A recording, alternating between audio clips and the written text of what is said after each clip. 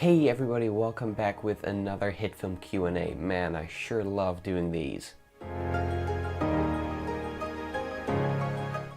So I went back to the last few videos on the Hitfilm official YouTube channel, and I checked out some of the questions and I collected 10 really good ones.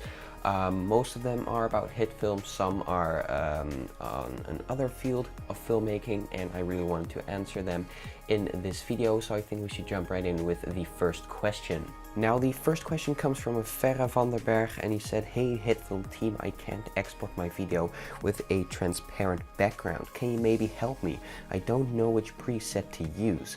Now Imdran suggested PNG, but PNG will create a series of photos, so then you'd get a sort of stop motion effect. But if you want to export video with a transparent background, you want to go with uncompressed AVI. Now I have to warn you, that is really big, because besides the RGB values in the video, it also has to incorporate the alpha channel, and AVI uses way less compression than MP4, so a really small video of a few seconds can already take up a gigabyte, so be warned for that. So PNG sequence is not the way to go, but uncompressed AVI is. Good question. The second question comes from JP786, and he says, "Somebody tell me about multi-video syncing, please." Now, for multi-video syncing, you want to have an audio or visual cue, so you can maybe snap a finger like this, which creates quite a distinguishable sound, and you also have a visual cue for that. And then later in post-production, you can go back and sync all of those audio pops or all of the visual cues, so that everything lines up perfectly, and then you have maybe 3 different channels of video which are all synced up, and then you can cut back and forth between those video layers. Good question. The third question comes from PJ Bosman, and he said, "This may be a silly question, but is there an easy way to add subtitles or captions at the bottom of the screen in Hitfilm?" Now, as far as I know, there's not a really easy solution to that, but what I just do for the short film that I'm working on currently is I make a composite shot with a sample text in there, which I can just copy multiple times and then rename to the scene and the sentence number.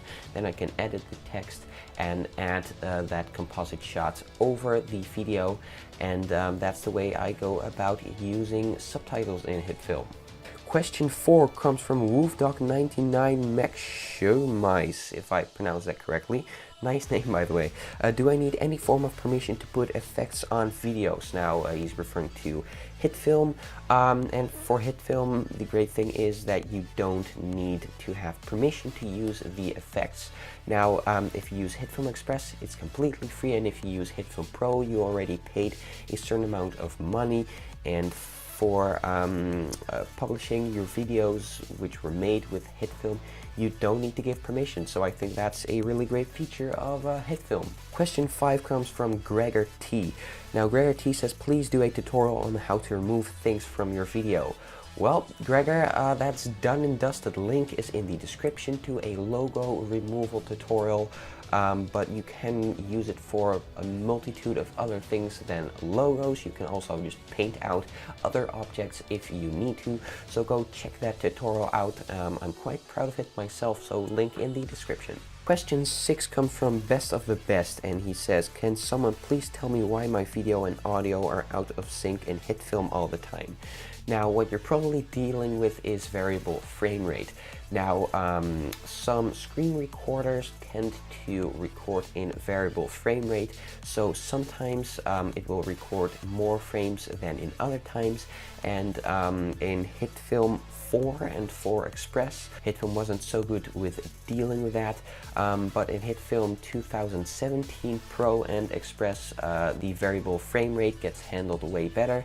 If you need more information information on that, there is a link in the description to a video by Mike Miller, and he has a really great tutorial on using variable frame rate. Question 7 comes from Phaser. Could you make Chroma Key more advanced in Hitfilm Express? Now, I personally think that Hitfilm is already like quite advanced. You have several keying methods, then you have a key cleaner, a matte cleaner, you have light wrap, a multitude of different tools to clean up your keys.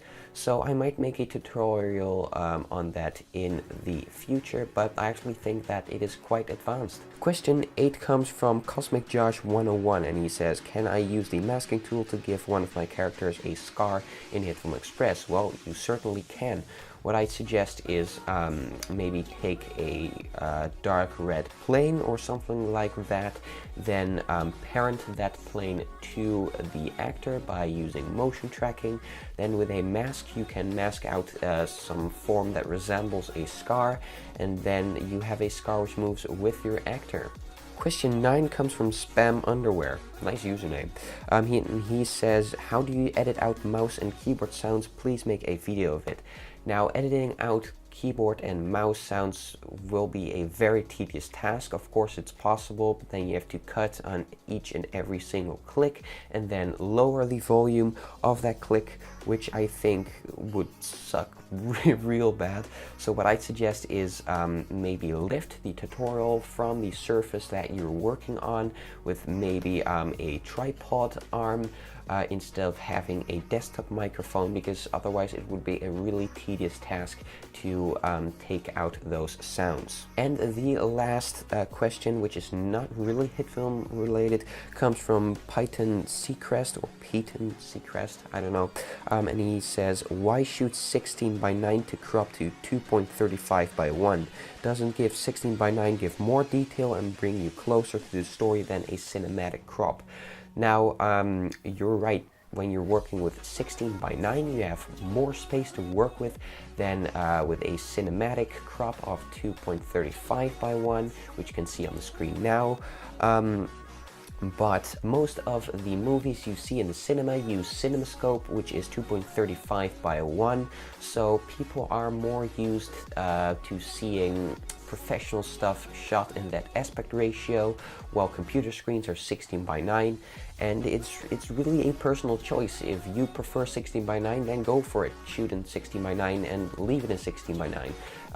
If you like the cinematic aspect ratio, or shoot in 16:9 and then convert it with a letterbox, or shoot in 16:9 with an anamorphic lens and change the pixel shape later so that you have 2.35:1.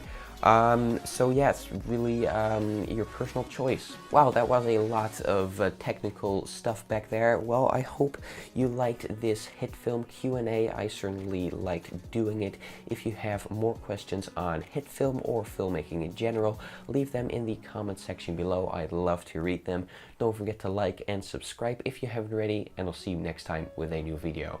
Bye! Hey, thank you guys so much for watching this video. Now like and subscribe if you haven't already, and while you're here, take the time to check out these two videos. Thanks again, and I'll see you next time with a new video. Bye!